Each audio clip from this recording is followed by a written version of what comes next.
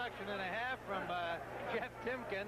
Gato Gonzalez with a partisan Mexican-American crowd. Unbeaten, he's created plenty of excitement. He's coming off a victory over the very respected Villamar Fernandez.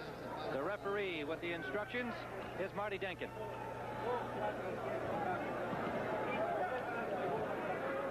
Denkin will be scoring along with the judges Chuck Hassett and Dr. Jin Kin. They are from Los Angeles.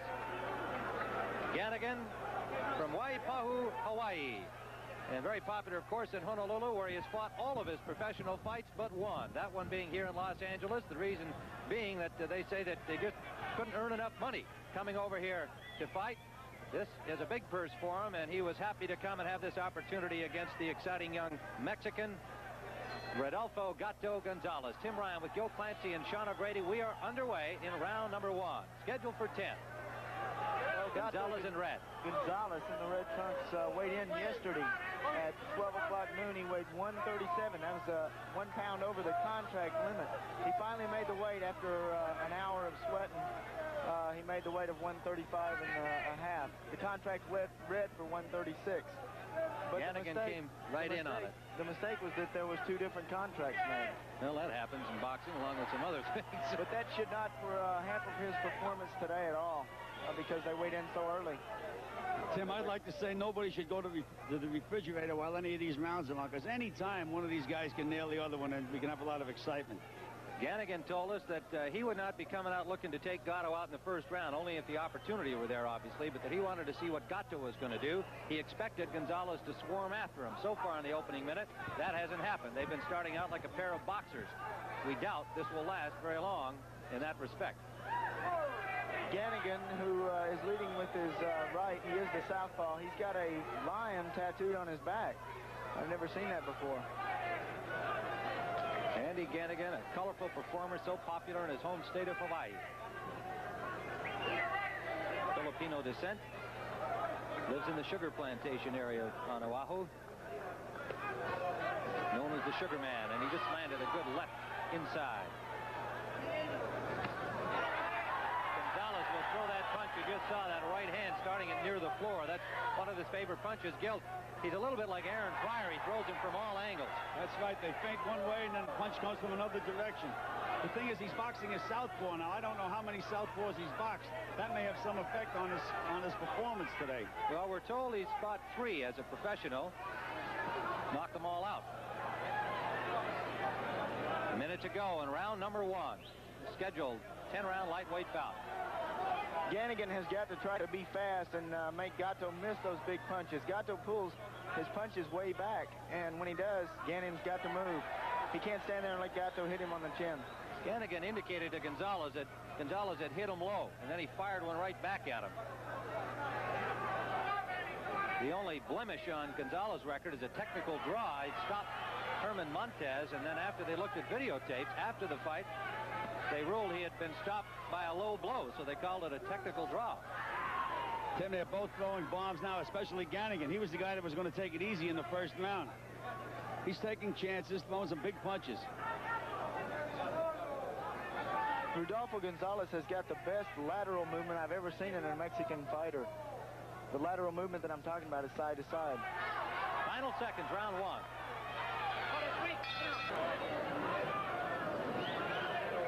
Round number 2 of the scheduled 10-round lightweight bout. The number 2 ranked Gato Gonzalez in red. Andi Ganigan, number 4 ranked by the WBA in gold. I thought Ganigan had a pretty good first round, Tim. He was maneuvering Gonzalez out of position and threw a couple of pretty good punches in there. Joe Clancy with WBA lightweight champion Sean O'Grady. Here at ringside, we are live from the Forum in Inglewood. Don't trip, Andy, don't trip.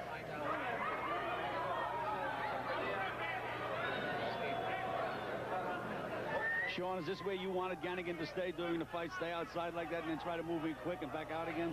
Ganigan is moving in much more than I thought he would. I figured that he would move more to the side. There was a low blow. Referee Marty Denkin tells Gato Gonzalez to keep him up.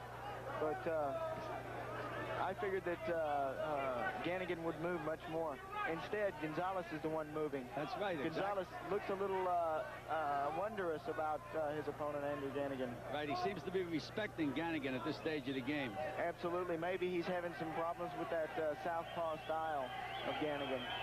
And he may have felt Ganigan's punch. You know, sometimes when you block a punch, you get hit with a solid punch.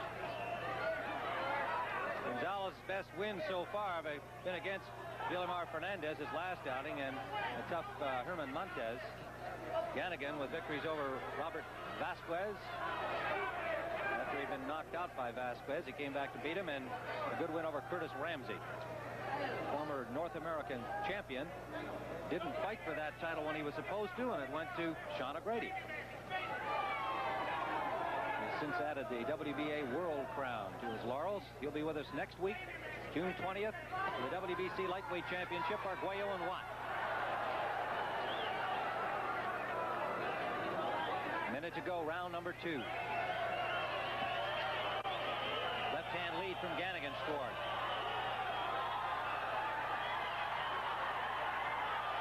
Left-hand counterpunch from Ganigan scored.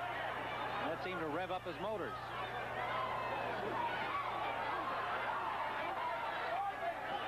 Good left hand by Ganigan. Rocked Gonzalez in his corner.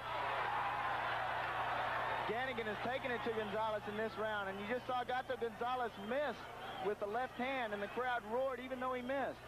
That's what kind of partisan crowd we have here in the forum in the Inglewood. No question about that. Really no question about that.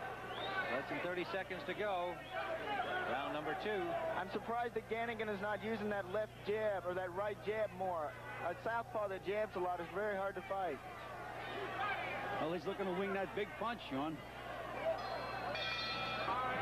Round number 3. Tim Ryan with Gil Clancy and Sean O'Grady at the Forum in Inglewood, California. Gato Gonzalez in red, Andi Ganigan in gold.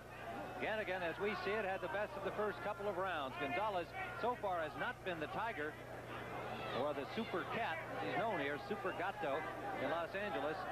And thus far, he's obviously showing some respect for Andi Ganigan, and properly so. Ganigan keeps waiting for that big punch, too. He may have been reading the news articles here in Los Angeles. They pumped him up very well as a big puncher. And he's sitting waiting for that big left hand that's his knockout punch. Ganigan looks like much more the cooler and the more experienced fighter right now. Gato is really a little awkward when he wings his punches.